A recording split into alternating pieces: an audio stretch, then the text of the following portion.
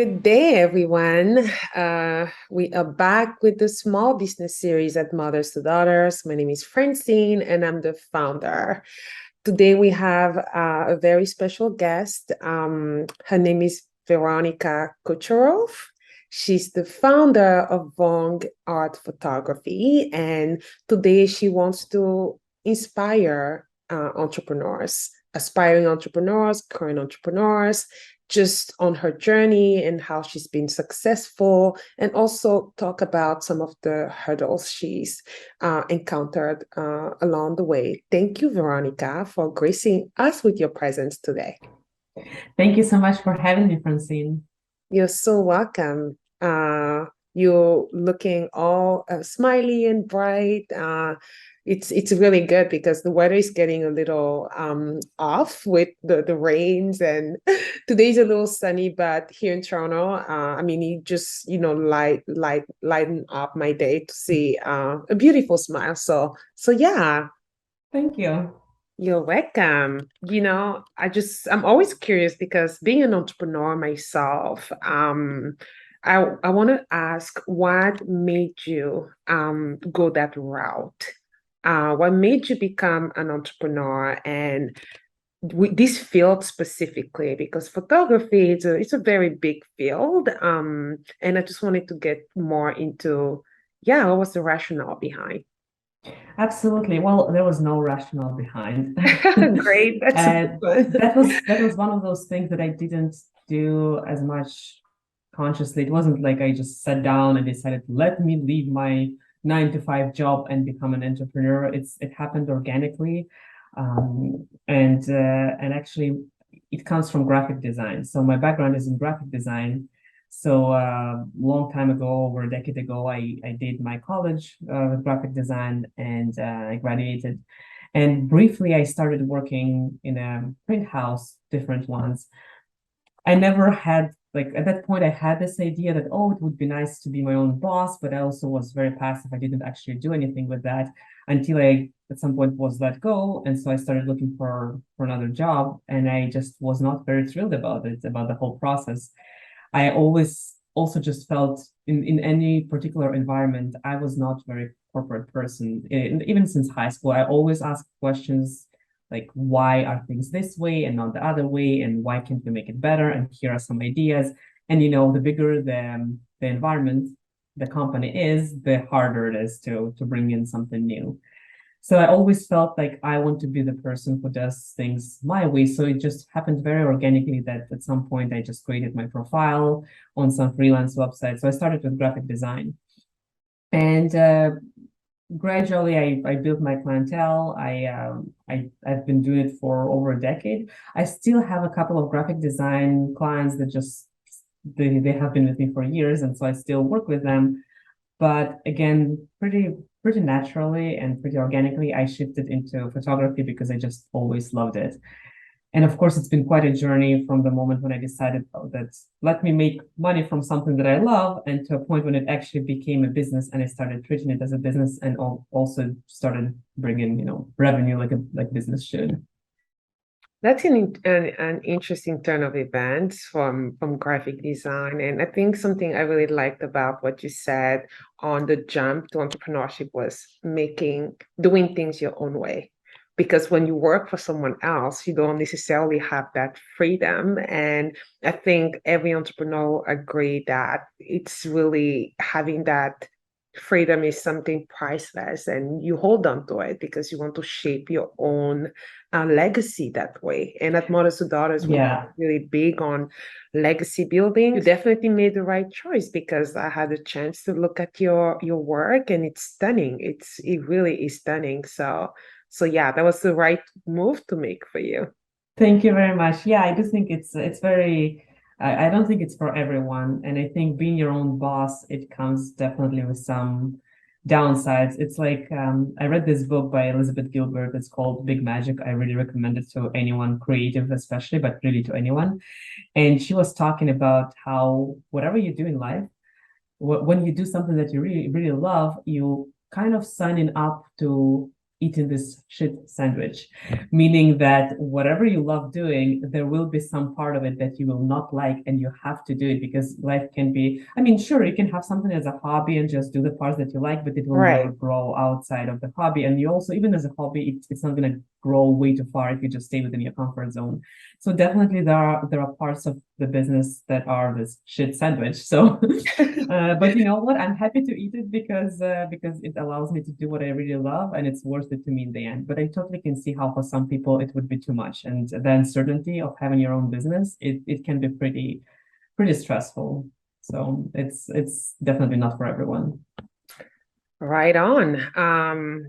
Life, so is life when you think of it. Business is just one thing, but life throws you lemons and you have to make a lemonade out of it. So it's just the same thing goes to business. And speaking of the things we don't necessarily like, being a photographer and running your own business, there comes a point where you have to generate leads. How did you go about that process, and what's your ideal client for people that are listening in and wanting to connect with you?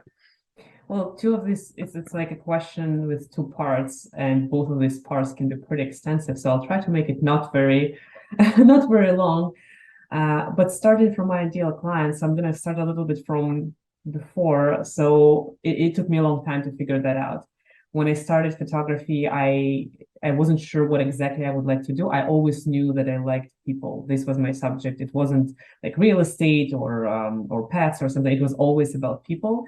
I'm also an illustrator, so that was people always were my subjects in that way too. So I did try couple photography, and I tried when I just started, I was shooting a lot of 20-year-old girls who are beautiful and they just modeled by themselves. I had very little to do. And at that point I was just exploring more technical skills. So I tried weddings and couples and families and whatnot, and it took me a long time to figure out what is it that I really like to do and what part of photography really makes sense to me. And that brings me to my ideal client. So fast forward to now, I do focus mainly, like there are two branches. One branch is business, one branch is personal. In both cases, it's portraits. With my business, I do headshots and personal branding. And with my more personal, like B2C part of business, I do families, beauty portraits, and couples still. What I find, well, of course, the clients are very different. People who do it for business, they have very different goal from people from a family who wants to have a family portrait on the wall. But in every case, I find that my clients are people who, first of all, they really value their time. It's not if we're talking about entrepreneurs who want to build their brand or revamp their brand, it's people who either start business in a very purposeful or intentional way. They have some budget, they have a business plan, they know what they need. They maybe need to update their website, or it's somebody who's been in the business for a while. And so they learned a lot of times hard way that when you hire someone just based on pricing, then you might have to pay twice. So my clients, they really value their time. They often are, I would say maybe 35, 40 plus. And a lot of times these are people who hate being in front of the camera. So they would not look for someone to just click the button. They would not look for a neighbor with a camera or a student. They want somebody who they can trust because they just can't bear the idea of the unpleasant experience of showing up in front of the camera and worrying how it will turn out. They really need to trust someone. So that's kind of a very particular person, I think. And I don't like to pre-qualify my clients. I like to let them pre-qualify themselves. And so I try to treat everybody as a royalty. I'm trying to treat everybody as, as if they could afford my services. And it can become expensive depending on what people like, but also I'm not going to manage their finances. I'm just going to let them decide if that's worth it for them. I'm curious to know how long it took you to get to that, your first client or your ideal client, I should say. It's been a journey. Well, actually, going back to what you asked before, right? Because I think I skipped the part of the question about how I get this client, because this is linked to what you're asking. About So generating leads, right? yeah, exactly. So like started from the point when I just decided that, oh, let me make it a business. And of course, I started with a lot of free photo shoots, and that didn't go anywhere because people who want things for free, they are not people who will, value the services that they're getting. So starting from there and going through like this really scary part of figuring out your prices because nobody will tell you what to do. This is the part that is really hard when you're an entrepreneur, because what we do when we are hired, we work in a company, we basically negotiate with an employer, or sometimes we just take whatever we're given. But when you're an entrepreneur, like you just go out there in the world and you look around and you just think, okay, people do this, so this must be right. But the thing is that very few people actually know what they're doing. And if you look around and you try to copy what other people do, oftentimes you're just not going to get anywhere. And that's what happened to me. Like I was just looking around trying to figure out like, oh, this is the average price. Maybe this is what I should charge. This is how people do things. This is how photographers deliver galleries. I should do something along those lines. And for a long time, because I wasn't sure what exactly I was doing, people weren't sure if they should hire me, right? So I would get some clients, I would run into some problems, everything was wishy-washy, and it wasn't the best way. And so 2 years ago, because of the pandemic, I had to sit and think and just really ask myself hard questions. What am I doing? Why am I doing this? How am I doing it? How am I different from other photographers? Yeah. And once I really answered these questions, I was able to revamp my services. I was able to raise my pricing. And now the clients that I get, they really do value what I do. And the way I get them, I find that, of course, I do run sometimes some sort of promotions or specials, less and less, luckily. So, of course, I am trying to reach some cold crowd, like through social media, through paid ads, stuff like that. This is not the most productive way, of course, but you can't put all your eggs in one basket. So I would say my best way to reach people is a one-to-one connection marketing. So that means networking, that means just getting out there, talking to people, trying to find the balance between my biggest fear is to come across as salesy or pushy, and I just really like don't want to be that person. So I'm trying to psych myself. I have this mantra that sales is service, right? I'm not trying to sell anything. I'm not trying to sell something that people don't need. I'm trying to offer service, and if that works for them, if that helps them, then it works for everyone. So not networking, social media, of course, but my goal eventually just to be like, just to not have to do anything and to get new clients through word of mouth. But that's ideal world for every entrepreneur, isn't For it? every entrepreneur, you said that just right. I think this is just a fact. I think it's fair to say that it's just a fact that women feel a lot of times they feel more comfortable with women. Yeah. But saying that, like in my ideal world, I wish that, because every photographer is different, every person is different. So we will always have, different styles and different angles and just seen literally through different lenses, right? Yeah. And so I wish, like in my ideal world, I wish that, the sex of the photographer wouldn't even be a thing. Yeah. Like personally, I wouldn't hire someone just because they're a man or a woman. I Oh, honestly right. like For sure. I look at their work and I want their work to speak for them. So I wish, and I understand that sometimes people will hire me like because like one of the factors will be that I'm a woman, and I mean I'm gonna use it to my advantage because why not? I'm gonna use everything I can, right? But at the same time, I wish it wasn't a competition, and I wish it wasn't a thing. Yeah, I agree with you. Now, as you reflect on some of the women you've dealt with and the men as well in your portfolio, what would you say is the most rewarding aspect of being an entrepreneur? And if you could share any success story there, that would be really great. To me, the most rewarding, there are so many rewarding things, of course. I do love the process of the photo session itself because it's creative, it's fun, but there's so much psychology in it. And I think the psychological aspect, it can be, it can go to highs and to lows because sometimes when, like in those rare cases, when there's some misunderstanding, it can be very painful, right? Like for me, because I'm very hard on myself. I always trying to do my best. And when it doesn't work for whatever reason, sometimes because of circumstances that are out of my control, I take it hard because I want my clients to experience the best possible experience. But the highs are also very high. So for example, I had a photo session with a couple, like the DJ and his wife was a wedding officiant, so they work in tandem. And so they're a little bit older. So when you think about the DJ, a lot of times you imagine a young guy with this, cap, and he's being all sort of cool, right? And so this specific person, he was a little older, so he had this sort of gap of what people expect and what they find when they see him. So when we met and when we talked about his photo shoot, his idea initially was that make me look cooler and younger, and like somehow I need to appear somehow different from what I am.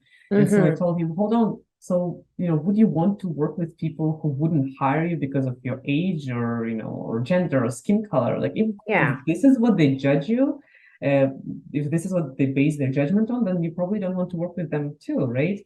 Yeah. And so, it was very interesting experience for me in a way, just how these people who are twice my age, and I feel I feel so, silly in a way that, they look up to me. They trust me to select their wardrobe for them. They trust me like with their, I'm not going to say life or livelihood, but they really trust me to make them look good. And it just felt so good that I can really bring this value to them. And his wife, she was just so stressed, and she just really didn't want to, this wasn't her happy place to be in front of the camera, to say the least. So she Yeah. greeted me by saying that she would rather have her teeth pulled than, be in front of the camera.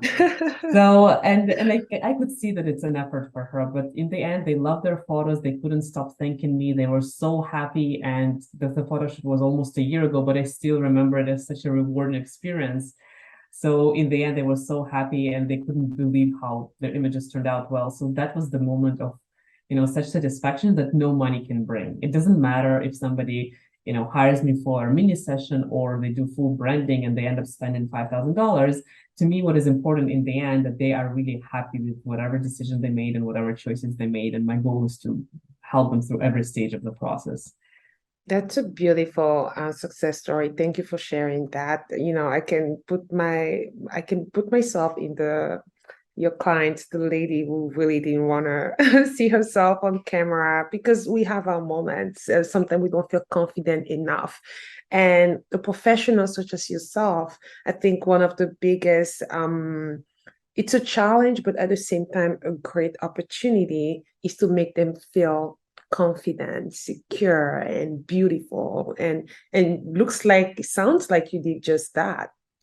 That's always my goal. To me, the reason I shifted to photography from graphic design, one big reason was that I started asking myself, maybe a little bit overly ambitious question, but I was asking myself, am I really making this world a better place?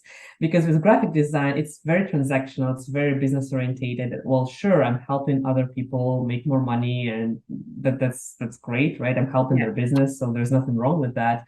But at the same time, photography to me feels so much more personal, because even if it's for business, it's still your face. What can be more personal than that, right? And if I Yeah. make you feel a little bit better about yourself, if I help you, look at your photo and say, oh, this is a great photo of me, this is so rewarding, right? So I feel Yeah. like I make people like themselves a little bit more, and that's great. That's a great feeling. It is a great feeling. I second that. And what would you say to someone who's looking to get into photography? Just as a heads up, I would say.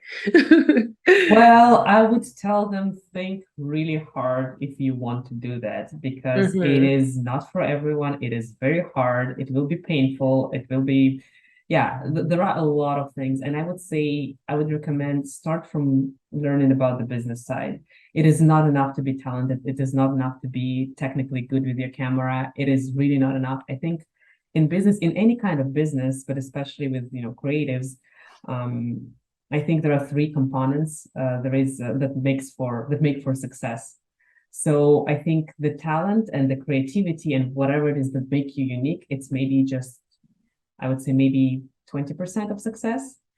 And if that's the only thing you have, you're not going to get anywhere. Like you're going to Right. post these beautiful photos, people will say, oh, they're great, but you will not make money, you will not make living out of it.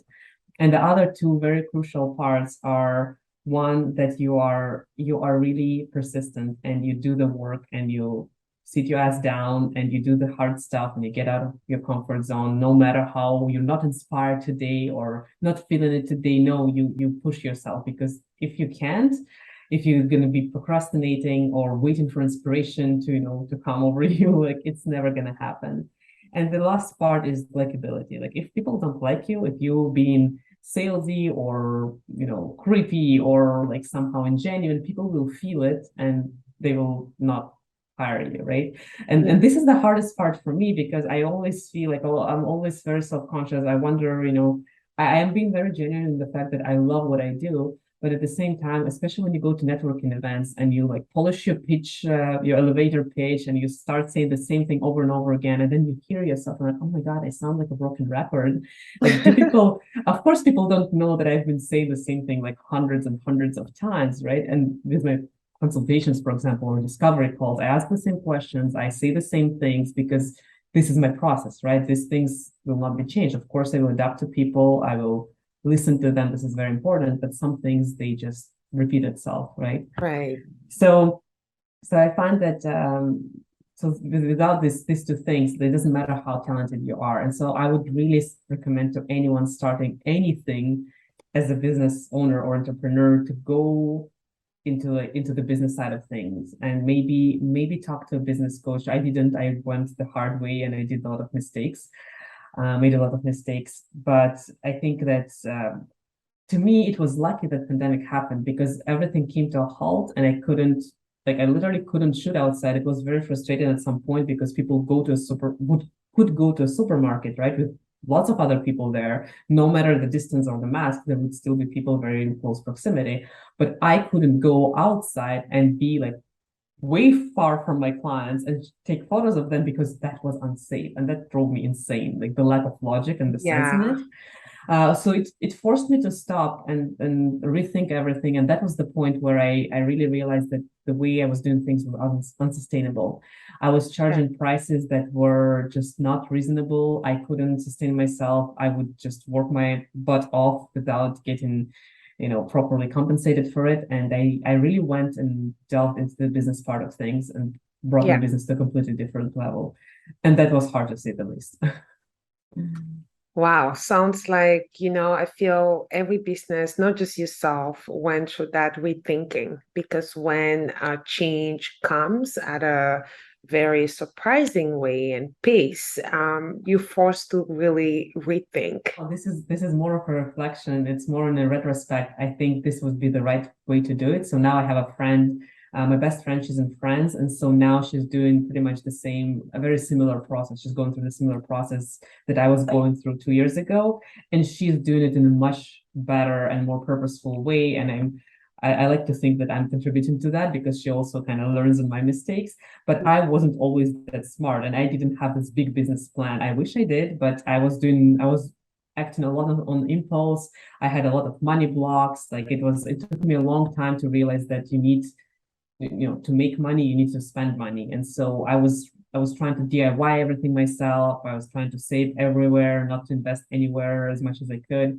And then now, like to me, like now, for example, I did try running a promotion, and I spent $1,000 in it, and it didn't work out. And I was like, you know what? It's okay. I tried. It didn't work out. I have this budget. I have the budget to it's not like, oh my God, I lost $1,000. What am I gonna do? No, it's like I don't feel like this Yeah, that's anymore. a right way. That's I like how positive. Yes, because in life you have to take risk. It's like risk. It's like investing Exactly. in a Yeah. market where you just think it's going to actually pick up, but actually going Yeah, and you down. know And what? Sometimes it's just not obvious. Sometimes you just do something and you expect him to see the outcome right away, but sometimes it just doesn't work like that. Sometimes when I run an ad and I don't get any inquiries, and I just start questioning and thinking, oh my God, like is it not working? Should I stop? Should I do something different?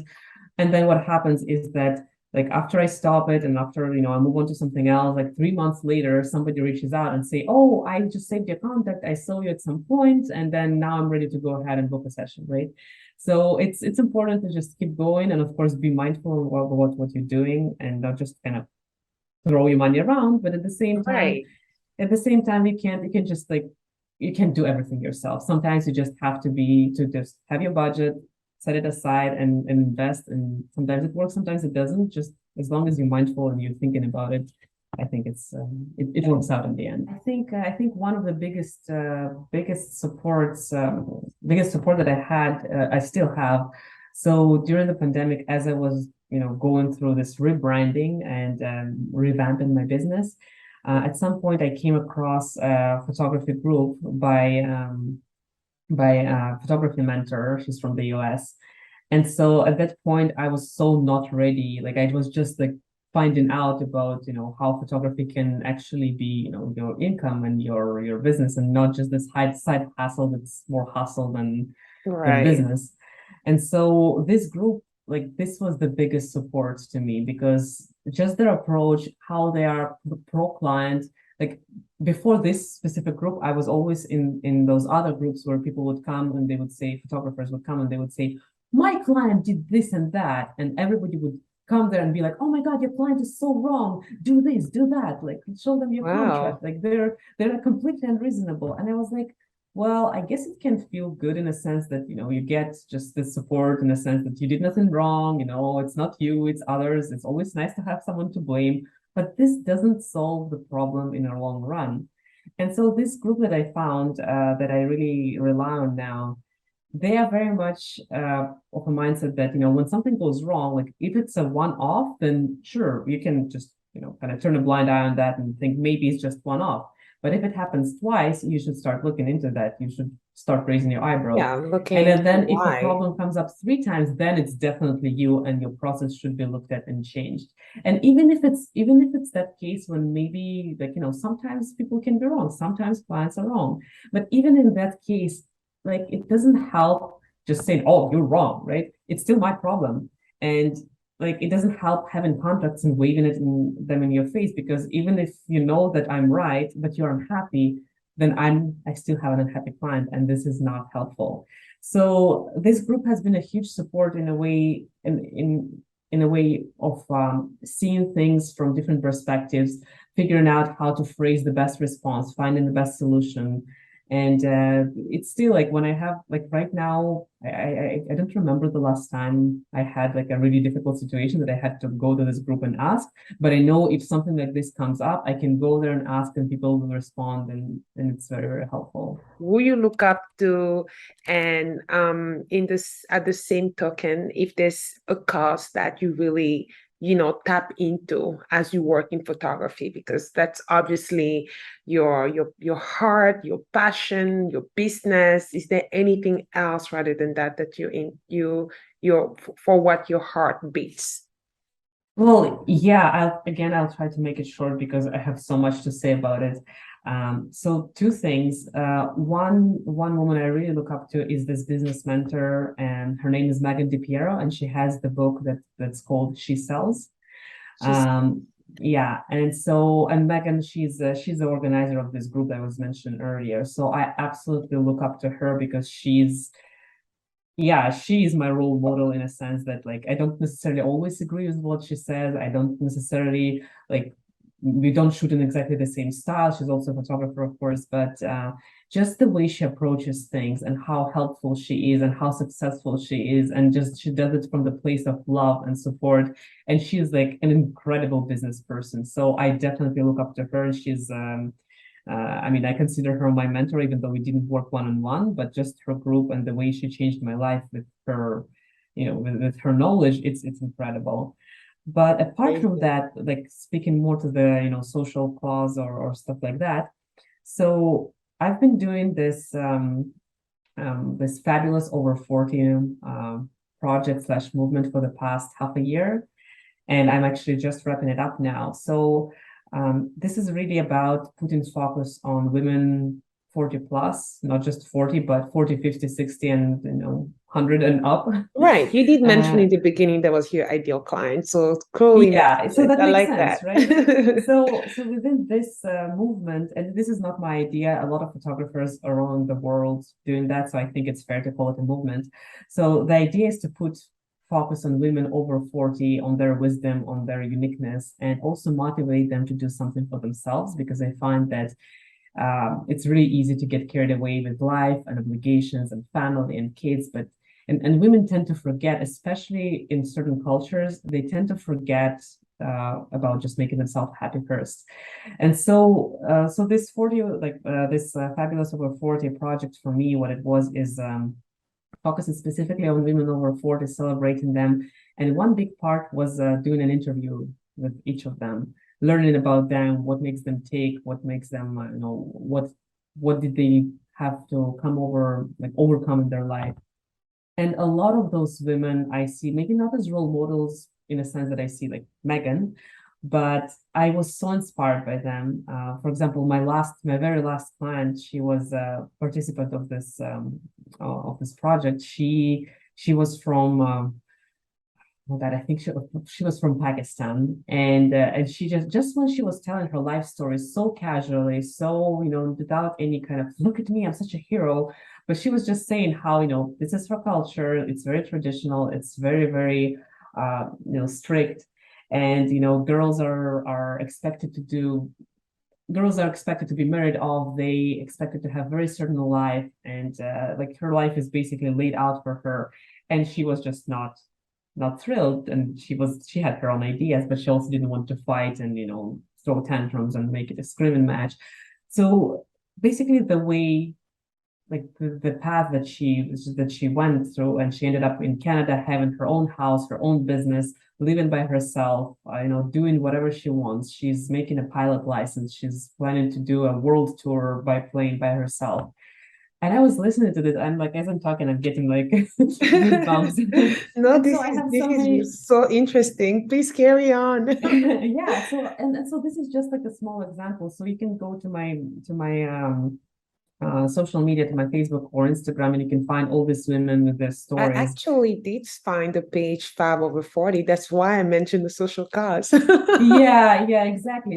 So these women who, and everybody, it's fascinating to me how on one hand everybody is so different and go through such different experiences, but at the same time people say such similar things. Like for example, almost every woman that I photographed, they say something along the lines of at some point I came to realize that you shouldn't care about what anyone thinks. You should just do whatever you want, and it doesn't matter if people will judge you. Probably they will not even think about you, but put yourself first, and not in a way that don't care about others, of course, but you are the only person you will always have, and you have to make sure that you are happy first. So I found this whole endeavor very challenging, of course, and a lot of work, but at the same time, it was extremely rewarding, just in a way, in a sense of what kind of people I got to meet. Okay, wow. Yeah.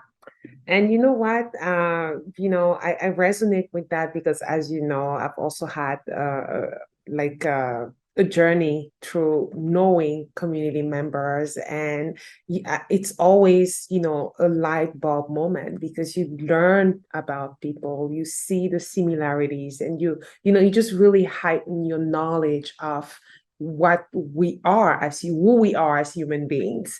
And looks like you going through the same experience with this program. So I commend you on that, on, making the time and creating the space to have those conversations because women over 40, I mean, some of them are dealing with a lot of insecurities at times, right? Don't necessarily feel beautiful or anything. So it's good to actually see them in a way that you actually bring them together and have that discussion. It really feels and shows interest in it. I will just imagine that they will remain your clients, right? Because you've provided such an inspiring platform for them to express themselves. Absolutely, yeah. And then exactly for that reason, I decided, like I was calling it before, a project, which means that it's finite and it's going to end at some point. And I do have this magazine that I'm putting together as a cultivation of a culmination of this project. But at the same time, I decided, like, I get so much interest and it seems to be really changing people's lives, it's going great. So I decided I'm gonna make it an ongoing thing, and so That I'm just is not great. gonna I limit it. am very interested in that. I would like to know details because obviously Mothers to Daughters wants to support you, which is my last comment about how we can support you. And we want to make sure that the women in our community know that you provide such a platform where, because we do have many women over 40 at Mothers to Daughters, right? So yeah, you and I can work together on how we can advertise this program of yours for the next Of series. course, Yeah, of course, that would be wonderful. thank you. Is there anything else Mothers to Daughters can do to help you?